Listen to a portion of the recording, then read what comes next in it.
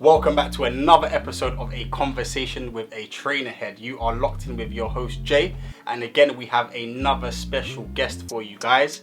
And today the special guest we have for you guys is Madeblackstudios. What is going on, my bro? You good? Listen, I'm so happy to have Damien here today. Like literally, you don't understand. Reason being, I'm just gonna give you a little bit of a background. The work that he does is the only way to describe it is impeccable. It's literally impeccable. So I'm not going to talk too much, you know. So I'm going to let Damien speak a little bit. So Damien, thank you for coming today, my bro. I really do appreciate it. First things first, what is Madeblackstudios? Tell the people so they know. That's the first thing we want to clear up. Pretty much Madeblack right now is customs, but custom done differently. Customs done with thought and just quality, man. There's a lot of shit customs out there, but I tried it a bit different. And hopefully it shows in the work. And yeah. So essentially, you are a customizer, but at the same time, you're also a creator as well. Yeah, customs isn't anything I make. Anything from furniture, lingerie, houses, anything. So essentially you create in many different realms, essentially, not just only sneakers or just only trainers. Across the board with a lot of different sort of items. It could be household, it could be clothing, it could be anything. Carpets. So we won't put you in that box of a customizer. Essentially Damien is a creator.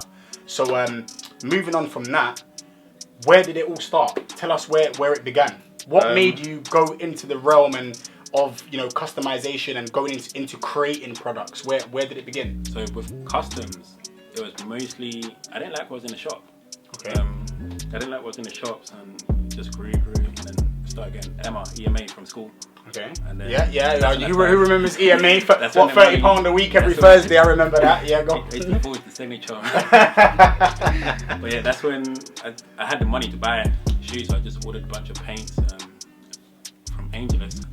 This would have been 2008, around there. Okay, so that was like way before like the customization kind of blew up and stuff. This was before you even knew what you needed. Okay. So just ordered it, bought some pair of Air Forces. I would paint it, wear it to school, come home, take it off, paint it again, wear it back. So basically you were making it look like you was going to school with with a mad collection. So basically you was going in with a new colourway every day, basically. Every week. Every week in the So you was the man then? People were like, wait, when you get there, but just the same shoe over and over and over. And eventually I saved up enough money to buy another one, and then again repeated. The next one was a Dunk, but the first shoe I ever created was a pair of Vans. I had the Mario level 1. Okay. And then around the outside. I don't even know what they are. And was that with paint? Because I know a lot of the work that you're doing now is, if you go onto the Instagram, for example, you will see a lot of different styles, whether it be embroidery, you got your paints, you've got your lasers. It's really crazy. Like, honestly, it's really crazy. So tell us a little bit about that. So did you start off by painting? Did you start off sewing? Where did you start? Started off with the painting, but then I found limitations in it. You had to buy a certain pair of trainers to paint that colour, so it was always white Air Force Ones. A hard shoe may be hair. So the fabric on hair. So we're just taking out these Air Force One off white. So obviously it has this deconstructed kind of material. So that does prove a lot harder to get the paint on. When they start releasing trainers like that, you can't even paint on them. So it was always limited. So I was like, to work around it, why don't I just make my own shoe? So I took a pair of shoes, took them apart, and then from there started learning. Okay, this. One thing I live by is everything is Lego. Okay. Everything is Lego to me. Like, you get the first block and you move on. But with shoes, all you need is one panel, and now link that to another panel, link that to another panel. Alright, now you've got the toe box. Now you have this panel, now you've got the full shoe. And now you press onto the sole, alright, now you've got a shoe. And that's the way I look at everything, from an iPhone to everything in my life is Legos. Okay. It makes it a lot easier to understand. Okay. Once you break everything down. Well, so you moved on to the Air Forces. Yeah, so Air what Forces was what were you doing different to what the normal customizer was doing? So at first it was color flipping. Okay. So whatever shoe came out, so these came out, so I just recreate this in a pair of Air Forces, and that was solely for Instagram. I saw that people love the colorway. Once you put onto a page, all the likes are like, oh my god, I want to see that, and so and so, I want to see that. I want to see Air Forces that. So started colour flipping. The Tiffany Dunks came out. Tiffany Dunks, yeah. Tiffany Hirachis. The emerald green and the black. Yeah, Tiffany Hirachis. Like whatever trainer came out, I would just recreate it. And moved on. But then slowly, I personally felt cheated. I felt like I'm not doing this right. But you also have to copy someone to learn what you don't like and what you can improve. So that was my teaching at that time. So from then on, from the painting, we went on to the literally just stitching the tick or changing the fabric on a very small size of the shoe. And then we went on to that and again evolved. Now I can pretty much make a shoe from scratch. Okay, so this is from your recent release, correct? That's the recent, okay, so this is the Air Force One Flower, F-L-A-W-A. My sister can't pronounce the name. So tell us a little bit about this shoe. I mean, I wanted to keep it simple, like we were saying. From afar, this just looks like a normal Air Force One. Like we use the exact same level you see on Air Force Ones on the flower. It's seamlessly put together. Like yeah, you can see that the leather on the flowers is really plush. No, it's the same. But these came about maybe December. I was just thinking like always designs just come out from nowhere.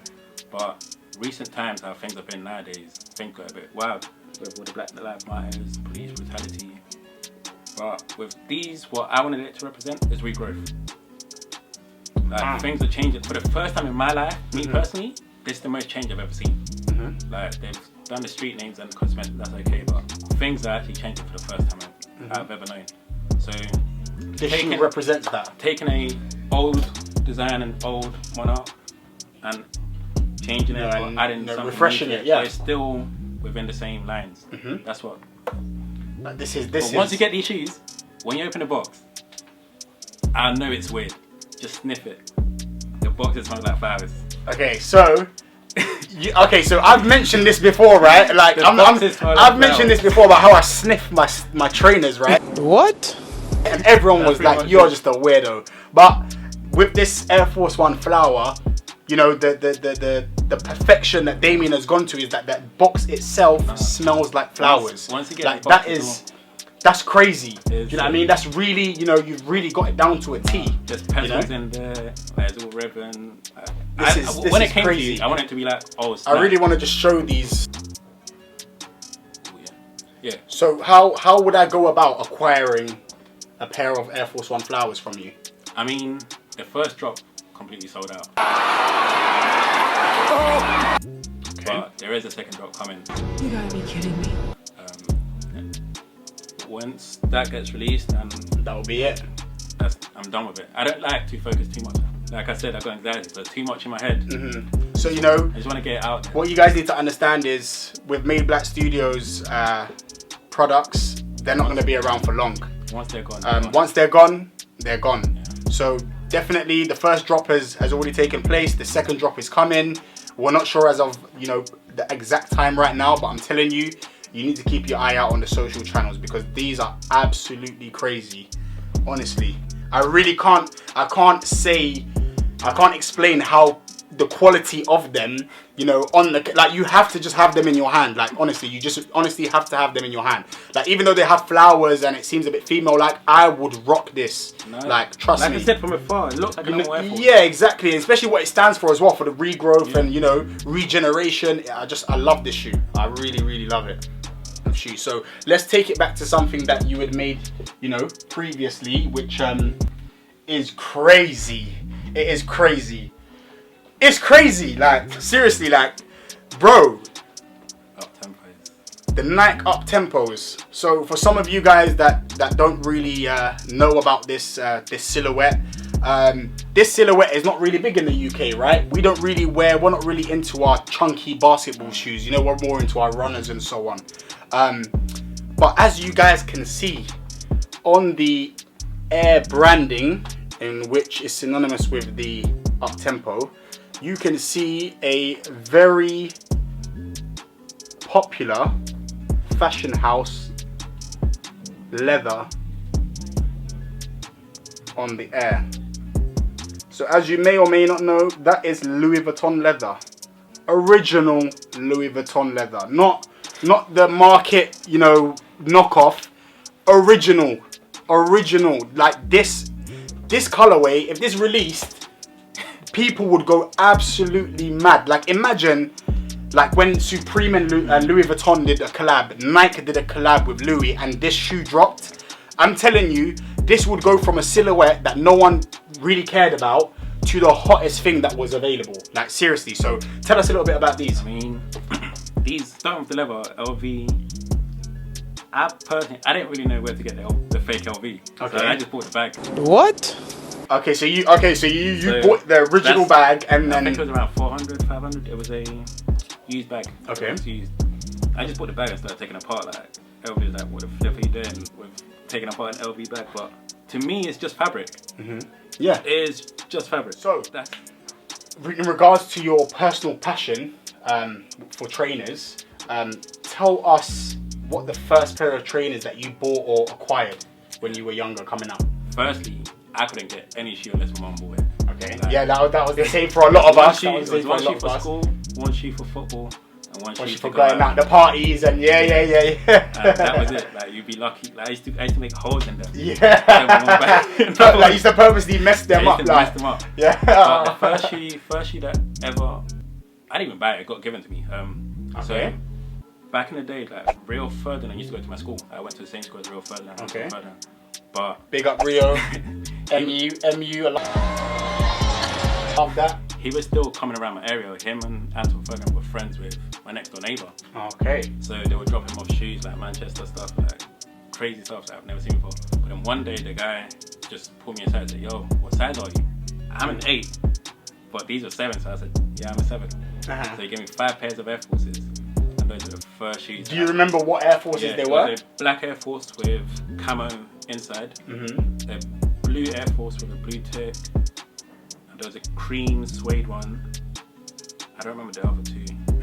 But your first pair of kicks were essentially from Rio Ferdinand through, you know, the process of it going through someone else. I wore those shoes everywhere. Even with it being a size too small. I didn't care. I took out the insole. If you do, that's literally what I was about to say. Like, if you make the mistake of, you know, there's a shoe that you want to buy, your size is not available, and only the shoe is available in the size below, take the insole out, and like, you're good to go. Like, literally, it might not feel as comfortable, but you will still be good to go. But on that note, we are going to wrap it up. Damien, thank you so much for coming today. Thank you so much.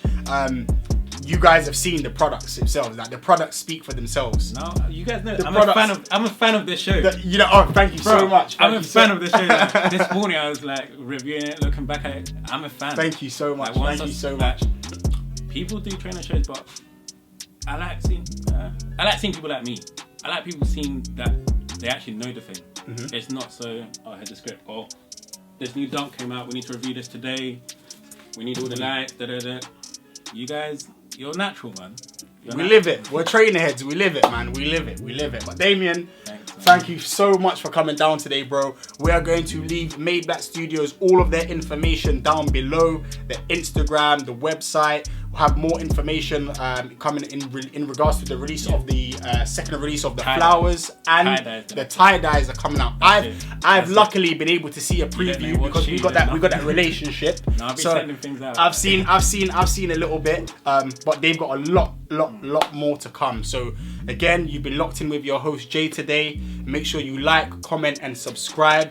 Make sure you follow us on all of our social media channels. Make sure you follow Madeblackstudios on all of their social media channels, and we will see you guys again soon. Peace.